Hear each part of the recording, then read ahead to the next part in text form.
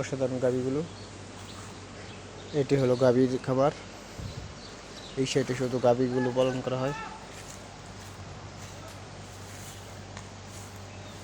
সব ফ্রিজিয়ান গাভী।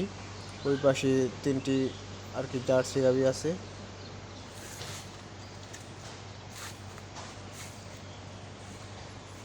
এখানে যা আছে সব ফ্রিজিয়ান গাভী।